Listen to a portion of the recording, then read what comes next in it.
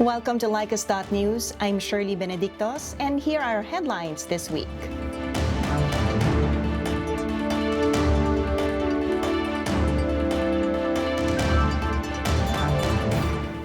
Pope Francis appeals for an end to violence in Myanmar as dozens of demonstrators were killed. Pope Francis makes a historic but risky trip to Iraq. Sri Lanka to bury Christian and Muslim COVID-19 victims on a remote island. Meanwhile, Sri Lanka's church leaders declare Black Sunday to demand justice for Easter bombing victims.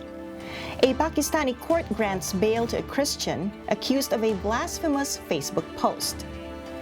The Philippine Catholic Church has launched an aggressive campaign to protect the environment. Pope Benedict XVI chides fanatical Catholics who reject his resignation. And now to our stories.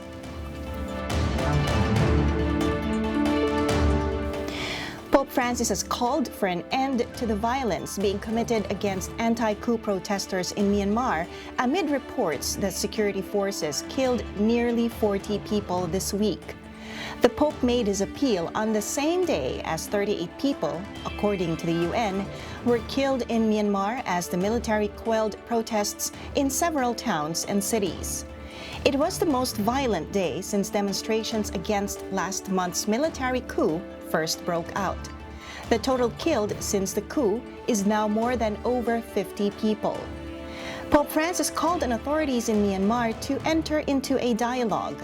He also urged the international community to ensure that the aspirations of the people of Myanmar are not stifled by violence. Catholic priests and nuns have joined street protests condemning the February 1 military coup and call for a return to democracy. The military have justified the coup by saying its complaints of voter fraud in the November 8 vote were ignored. Pope Francis left Rome on Friday to start a 4-day trip to Iraq, his most risky foreign trip since his election in 2012 and the first visit by a pontiff to the country. Iraq is deploying thousands of additional security personnel to protect the Pope during the visit, which comes after a spate of rocket and suicide bomb attacks raised fears for his safety. The flags of Iraq and the Vatican City fluttered outside Baghdad airport in anticipation of his arrival.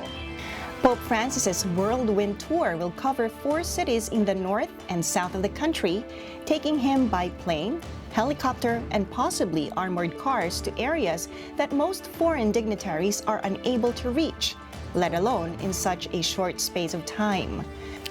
The Pope said he is going to Iraq, where his predecessor John Paul was not allowed to go in 2000 because the people cannot be let down for a second time. For some time, I have wanted to meet that people who suffered so much and meet that martyred church, Pope Francis said. Pope Francis asked for prayers so that the visit can take place in the best possible way and bring about the desired fruits. Iraq's minority Christian community has been devastated by wars and repression by Islamic State insurgents. Sri Lanka has chosen a remote island to bury COVID-19 victims from the minority Muslim and Christian communities after an outcry to an earlier rule mandating they be cremated. The island of Iranatsivu in the Gulf of Mannar lies about 300 kilometers from the capital, Colombo, and was chosen by the government because it is thinly populated. Those living on the island are Tamils. Up until recently, the government has forced religious minorities to cremate their dead in line with the practice of majority Buddhists in the country. Several Muslim groups were angered by the ban, saying there was no scientific basis to the claim that the burial of COVID-19 victims can contaminate groundwater. Muslims make up nearly 10% of the population. Several human rights groups, including Amnesty International and the United Nations, had also raised objections. Catholic Church leaders in Sri Lanka have declared March 7 this year a Black Sunday to dramatize their demand for justice for the victims of the 2019 Easter Sunday bomb attacks. Church bells are set to toll at 8:45 a.m. the time of the near-simultaneous attacks that killed more than 260 people to signal the start of the recitation of special prayers for justice. The faithful are also encouraged to attend Sunday Mass dressed in black. Cardinal Malcolm Ranjit of Colombo announced that the government has already provided church leaders part of a presidential commission's report into the bomb attacks that occurred on April 21, 2019. The Cardinal, however, said many questions remain about the findings, adding that the most important requirement of the commission has not been fulfilled. He said that instead of concentrating on finding the people who were directly responsible for the incident, the focus had gone in the direction of whether those in power at the time fulfilled their responsibilities or not. Two local Muslim groups that had pledged allegiance to the so-called Islamic State have been blamed for the attacks at 6 locations: 2 Catholic churches, 1 Protestant church, and 3 top hotels. Of those killed, 171 were attending Easter services at Catholic churches. More than 500 people were wounded in the attacks. A Pakistani court has granted bail to a Christian man convicted in 2018 while still a teenager for allegedly insulting Islam through his use of social media. Nabil Masih was arrested for posting a picture of Islam's holiest site on Facebook, according to a report by the Associated Press. He was just 16 years old at the time. He was detained after a mob accused him of committing blasphemy by sharing a picture of the Kaaba in Mecca via his Facebook account in late 2016. The Lahore High Court granted bail to Masih on March 1, but his lawyer, Nasib Anjum, was quoted as saying that it wasn't clear whether the young man would be freed. Blasphemy allegations have often been used to intimidate religious minorities and to settle personal scores in Pakistan. In 2018, Masih became the youngest blasphemy convict in Pakistan when the court sentenced him to 10 years in prison.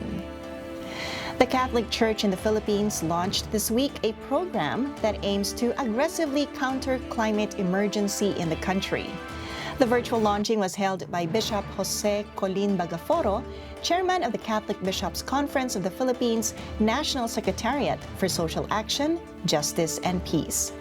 The 2021 National Laudato Si program, which is being initiated by an intercommission task group of the Bishops' Conference, presents plans that require a whole-of-nation approach in environmental protection. Bishop Bagaforo said that as a church, we are more determined today than ever to work collectively to protect and uphold the rights of nature. It is the first time that a bishops' conference has organized itself to systematically address the changes presented by Laudato Si. In 1988, the Philippine Bishops' Conference also came up with a pastoral letter on ecology titled, "What is Happening to Our Beautiful Land?" Former Pope Benedict has chided conservative Catholics who have not accepted his decision to resign as fanatical, telling them that there is only one Pope and it is Francis. Benedict in 2013 became the first Pope in more than 600 years to resign instead of ruling for life, saying he no longer had the strength to govern the 1.3 billion member church. Some hardline conservatives, unhappy with the more liberal Pope Francis, have often voiced doubts about whether Benedict stepped down willingly, even though he has said several times in the past 8 years that he did. The former Pope said his resignation was a difficult decision, but it was a fully conscious choice, and I think I did well to resign, he said in a newspaper interview. He said some of his more fanatical friends are still upset. Benedict, who lives in a house in the Vatican Gardens, said those who refused to accept his resignation nursed conspiracy theories that he had been forced to quit because of scandals such as the leaking of some of his documents by his butler. And that's all for this week. I'm Shirley Benedictos for LiCAS.news, your independent Catholic news source in Asia. For more stories, visit our website and subscribe to our YouTube channel.